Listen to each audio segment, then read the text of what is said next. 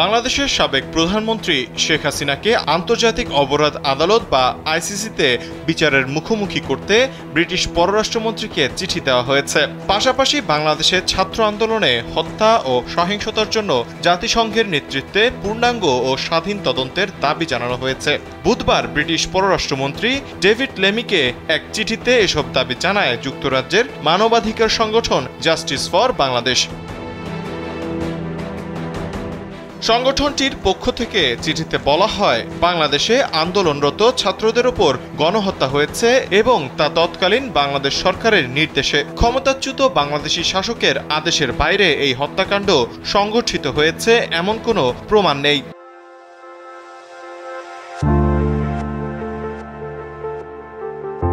এছাড়া 12 আগস্ট প্রকাশিত একটি ভিডিওতে একজন বাংলাদেশি পুলিশ অফিসারকে সাবেক স্বরাষ্ট্রমন্ত্রীর সঙ্গে কথা বলতে দেখা যায়। সেখানে তিনি বলছেন, আমরা যখন গুলি করি তখন একজন মারা যায় এবং অন্য একজন আহত হয়, শুধু একজন পড়লেও বাকিরা যায় না স্যার। এটা স্যার সবচেয়ে বড় আতঙ্কের।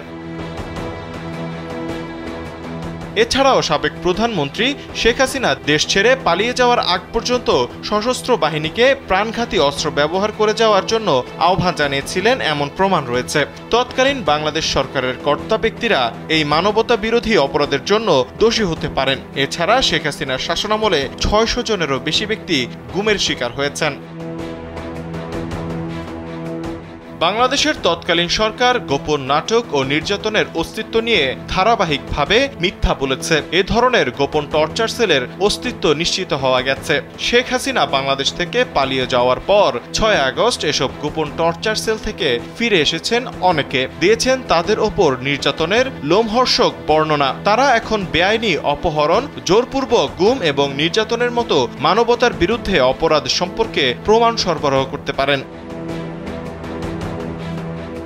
সংগঠনটি জানায়, আন্তর্জাতিক তদন্ত এবং বিচারের জন্য সবচেয়ে কার্যকর সংস্থা হল আন্তর্জাতিক অপরাধ আদালত বা আইসিসি। যুক্তরাজ্য এবং বাংলাদেশ দুই দেশই আইসিসির সদস্য হওয়ায় সংস্থাটির মাধ্যমে শেখ হাসিনা ও তার সহযোগী কর্তা ব্যক্তিদের বিচার নিশ্চিত করা সম্ভব হবে বলেও আশা ব্যক্ত করে জাস্টিস ফর বাংলাদেশ।